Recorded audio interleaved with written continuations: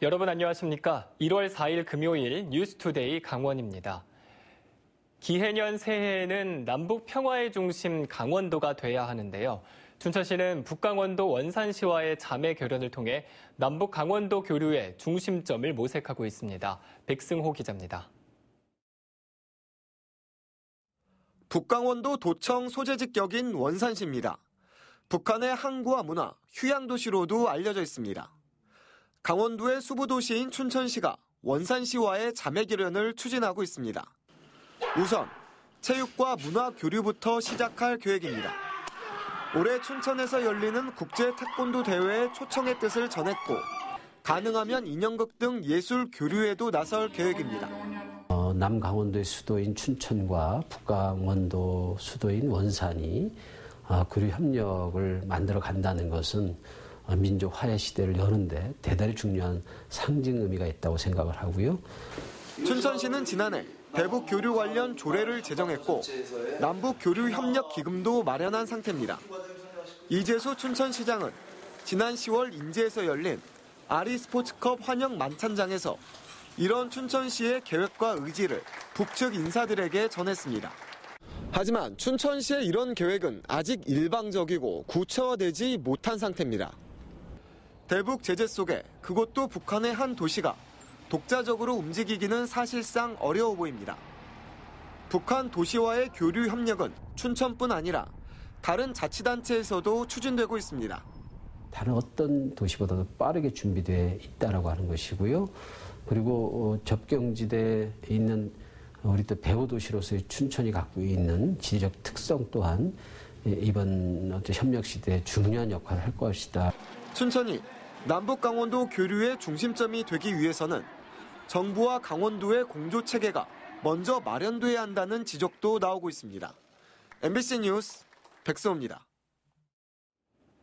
지난달 보성 지역에서 2만여 마리의 명태가 대량으로 잡혀 자원 회복에 대한 기대감이 컸습니다. 최근 일부 개체의 유전자를 분석해봤더니 자연산 명태인 것으로 확인됐습니다. 김형호 기자가 보도합니다. 올겨울 고성군 공연진 앞바다에서 명태가 처음 잡힌 건 지난달 18일부터입니다. 많을 때는 하루 7,000마리까지 잡히면서 누적 어획량은 2만 마리, 무게로는 5톤가량 됩니다. 새해 들어서도 200마리가 잡혔습니다. 이번에 잡힌 명태 가운데 100마리의 유전자를 분석해봤더니 방류한 것이 아닌 자연산으로 모두 확인됐습니다. 한해성 수산자원센터는 지난 2017년 방류한 30만 마리의 명태일 가능성이 높다고 봤지만 잡힌 명태가 예상보다 작았다고 밝혔습니다. 저희들이 키우는 게 조금 더 크거든요. 이번에 잡힌 것보다가 그 개체가 아니다 보니까 자연산으로 판명되니까 그런 아쉬운 부분은 좀 많이 남는 편이죠. 문제는 이 자연산 명태들이 어디서 어떻게 이동했는지 밝혀내는 일입니다. 명태는 지난 2007년 35톤이 잡힌 것을 끝으로 올겨울 어획량이 최근 10년 동안 가장 많을 것으로 예상됩니다. 수산당국은 명태가 잡힌 수역의 해양 환경을 조사하는 한편 어획된 다른 명태의 유전자 분석도 계속할 계획입니다. MBC 뉴스 김영호입니다. 음주운전 처벌 수위와 단속 기준을 높인 윤창호법이 지난달 18일부터 시행됐습니다. 하지만 도내에서는 여전히 음주운전이 근절되지 않고 있는 것으로 나타났는데요. 경찰은 이번 달 말까지 집중 단속에 나서겠다는 입장입니다. 김상훈 기자입니다. 경운기와 승용차가 형체를 알아볼 수 없이 찌그러졌습니다. 36살 김모 씨는 술에 취해 운전을 하다 경운기를 뒤에서 들이받았습니다. 이 사고로 경운기 운전자 79살 이모 씨가 현장에서 숨졌습니다. 또 윤창호법 시행 하루 전인 지난달 17일 밤 철원에서는 50살 권모 씨가 술에 취한 채 운전을 하다 중앙선을 넘어 마주오던 차와 충돌했습니다. 들이받친 운전자 57살 조모 씨는 이 사고로 가슴을 크게 다쳐 아직까지도 병원에서 치료를 받고 있습니다. 사고 직후 음주 여부를 측정해보니 두 가해 운전자 모두 강화된 면허 취소 수치인 0.08%를 훌쩍 넘었습니다. 음주운전 처벌과 단속을 강화한 윤창호법이 시행되고 나서도 상황은 달라지지 않았습니다. 지난달 18일부터 30일까지 2주 동안 도내에서 발생한 음주 교통사고는 19건에 달했고 모두 25명이 다쳤습니다. 또 같은 기간 음주 단속 결과 53명이 면허 정지, 70명은 면허가 취소됐습니다. 경찰은 음주 사고가 많은 곳을 중심으로 집중 단속에 나서고 있습니다. 음주운전 처벌이 강화됨에 따라 음주 사고와 음주운전이 감소하고 있으나 경찰은 연중 심야 출근 시간대 음주운전 단속을 지속 추진할 예정입니다. 지난 3년 동안 도내에서는 무책임한 음주운전자의 사고로 47명이 억울하게 목숨을 잃었습니다. MBC 뉴스 김상훈입니다. 정부와 각 지자체에서는 혼자 사는 노인들의 고독사를 막기 위해 독거노인 관리사 제도를 운영하고 있습니다. 하지만 독거노인의 선정 관리가 허술한 실정인데요. 배연환 기자가 보도합니다. 강릉의 한 마을에 사는 71살의 박모 할머니. 고독사를 막고 건강을 살피는 독거노인 관리 대상에 선정돼 도움을 받고 있습니다. 관리받으면 좋죠. 우리 선생님 아주 너무 좋아요. 자식분도 좋고 말고 매일 아침마다 전화하시고. 독거노인 관리사 제도는 지자체나 관련 단체에 위탁해 사업을 진행하고 있습니다. 한 명의 관리사가 독거노인 25명에서 30명 정도를 관리하며 일주일에 한 번 방문, 2번 전화해 안부를 확인합니다. 문제는 독거노인 발굴 과정입니다. 독거노인은 해당 지역 관리사가 직접 발굴하게 됩니다.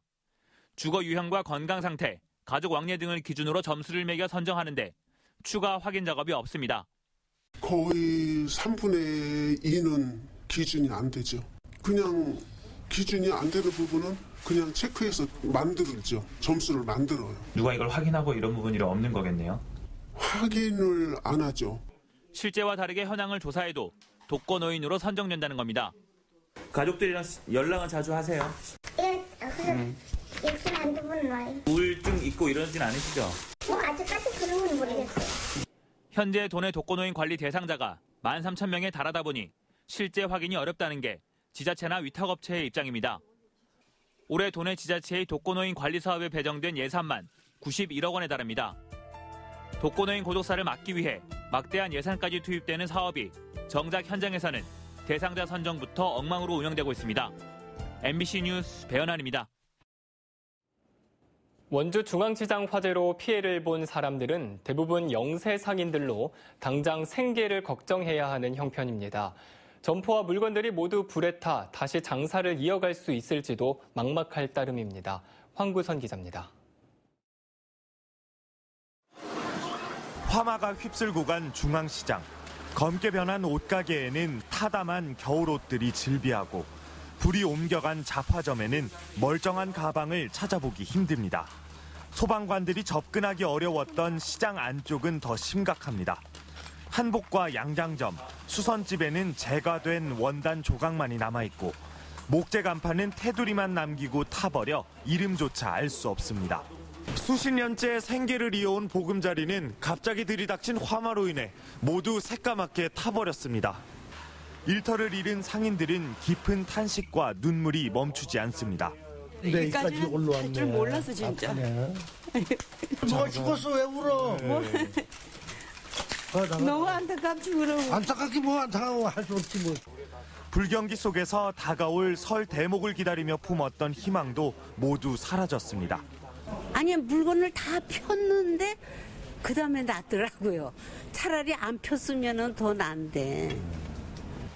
피해 상가 10곳 중 8곳이 임대로 들어간 영세 상인이며 개업한 지 불과 석 달도 안 된 점포들도 많습니다.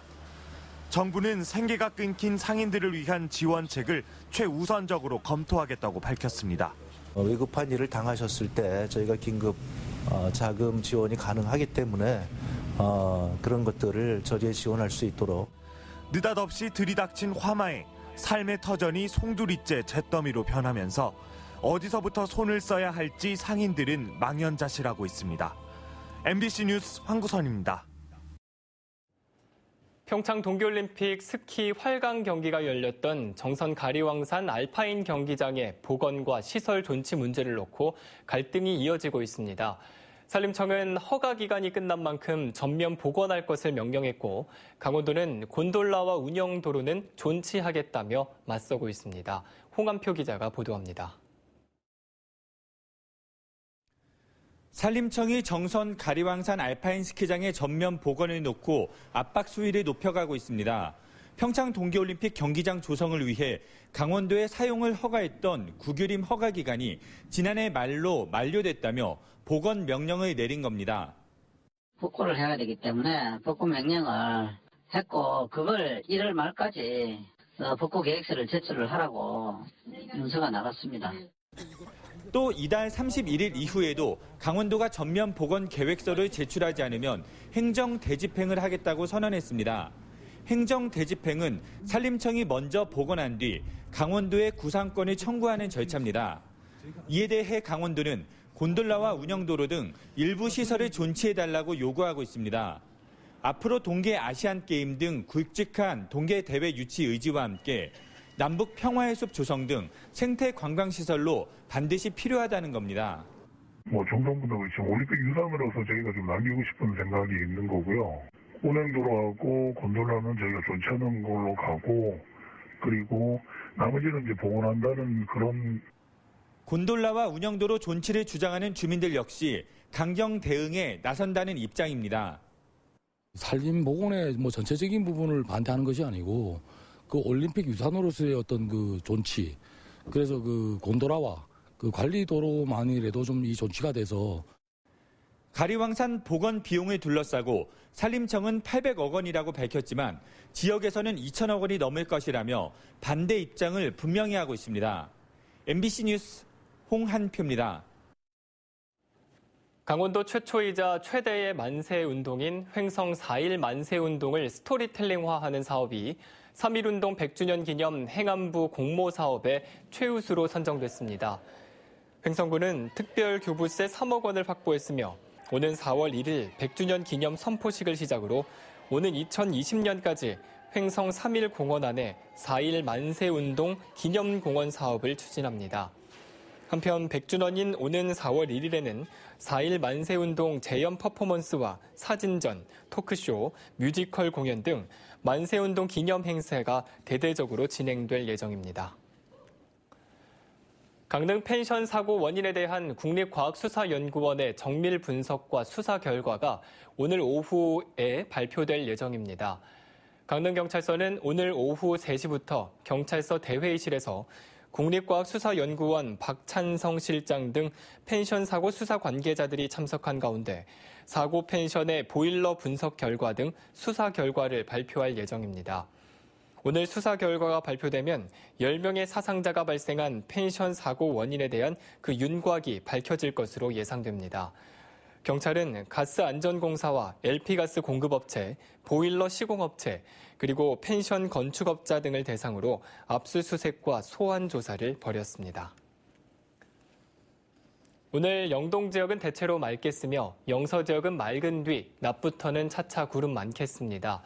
낮 최고 기온은 영동 지역이 6도에서 8도, 영서 지역은 2도에서 3도, 강원 산지는 0도에서 3도 분포로 어제와 비슷하거나 조금 높겠습니다.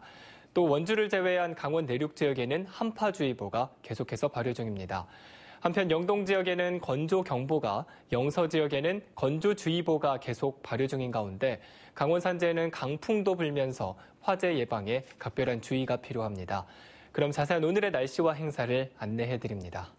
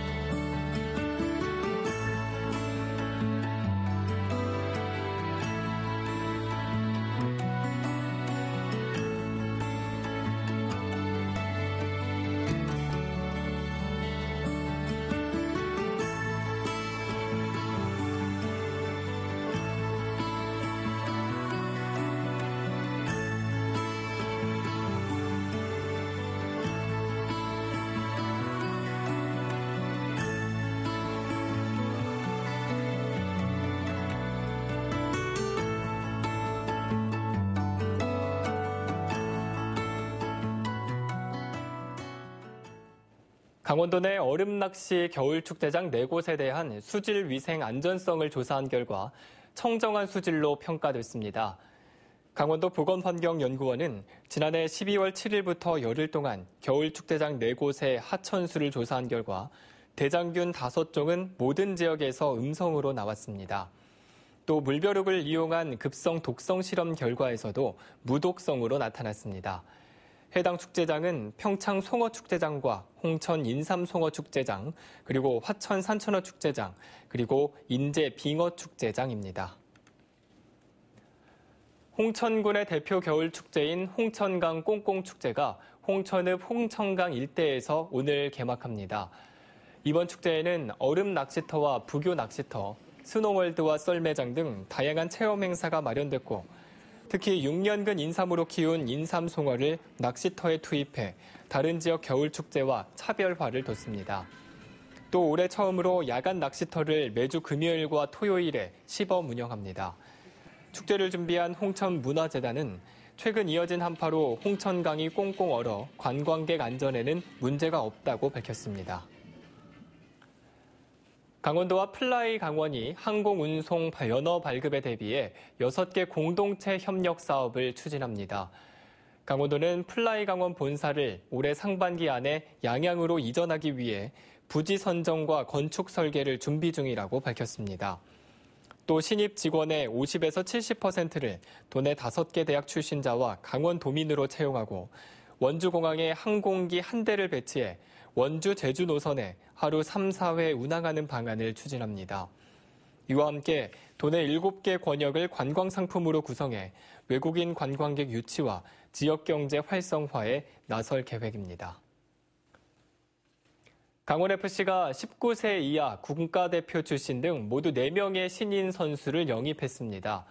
강원FC는 19세 이하 국가대표팀 주전인 골키퍼 이광현 선수와 공격수 정지용 선수를 포함해 올해 고등학교를 졸업하는 지의수, 정민우 선수 등 4명을 영입했다고 밝혔습니다. 강원은 개막전까지 FA 선수 영입과 트레이드 등으로 선수 보강에 나설 계획입니다. 강원도 산림과학연구원은 원천기술연구와 기능성 신품종 발굴, 그리고 산림복지 휴양서비스 시설 활성화 등 산림사업 분야에 111억 원의 사업비를 투자합니다. 기후변화 대응과 산림자원 활용 산업화 분야에 11억 원, 지역 생태숲 조성 등 산림산업 고부가가치 창출 분야에 36억 원, 그리고 산림 일자리 창출에 44억 원을 투입합니다. 또 산림휴양과 문화, 교육, 치유 등 산림복지 서비스 증진 분야에 20억 원을 투자할 예정입니다. 도내에서 운전면허증을 자진 반납하는 운전자들이 해마다 늘고 있는 것으로 나타났습니다. 강원지방경찰청에 따르면 2016년 80명에서 2017년 141명, 2018년 8월까지는 175명 등으로 최근 3년 동안 꾸준히 면허 자진 반납자가 증가하고 있습니다. 경찰은 운전을 하기 어려운 65살 이상 고령 운전자들이 주로 면허를 반납하고 있다고 밝혔습니다. 부산과 서울, 양천구 등 일부 지자체에서는 고령자 자진 면허 반납자에게 10만 원 상당의 교통비를 지원하고 있지만 도내에서는 현재 별다른 인센티브 제도는 없는 상황입니다. 이상으로 뉴스투데이 강원을 마칩니다. 고맙습니다.